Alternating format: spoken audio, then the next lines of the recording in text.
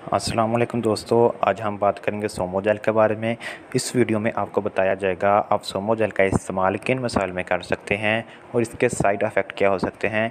दोस्तों, आपसे रिक्वेस्ट, आप हमारे चैनल को सब्सक्राइब करें और साथ लगे बेल आइकन के बटन को ज़रूर प्रेस करें ताकि हर आने वाली नई वीडियो आप तक बर वक्त पहुँच सके, और हमारी वीडियो को लाइक करें और ज़्यादा से ज़्यादा शेयर करें। आज हम बात करेंगे मुंह के अल्सर के बारे में। मुंह के अल्सर नहायत तकलीफ़देह अमल है जो खाने और बोलने की सहूलियत को भी मुतासर करता है। माहिरीन का कहना है बाज़ औक़ात मुंह का अल्सर कैंसर तक भी पहुंच सकता है, लिहाजा इससे बचाव और शिकायत होने की सूरत में फ़ौरी इलाज करें।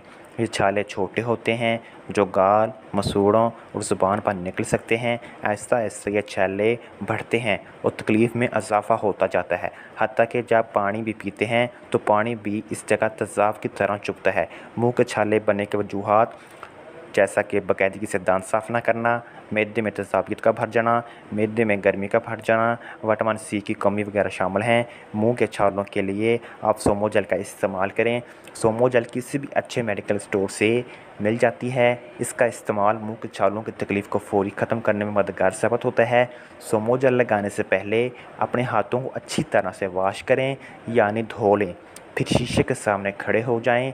मुंह के अंदर छाले वाली जगह पर थोड़ी सी मकदार में सोमो जेल लगाएं। आपको वक्ती तौर पर छाले वाली जगह पर दर्द महसूस होगा, फिर आहिस्ता आहिस्ता ख़त्म हो जाएगा। आप इसे दिन में 3 से 4 बार लगाएं और जब तक आपको आराम नहीं आ जाता तब तक रोज़ाना इसका इस्तेमाल करें। सोमो जेल मसूड़ों के इलाज और बच्चों के दांतों के मसाइल में भी इस्तेमाल की जाती है। अगर बात करें साइड इफ़ेक्ट की, तो इसके साइड इफ़ेक्ट बिल्कुल नहीं हैं। दोस्तों, अगर आपको हमारी वीडियो अच्छी लगी है तो हमारी वीडियो को लाइक करें और ज़्यादा से ज़्यादा शेयर करें और हमारे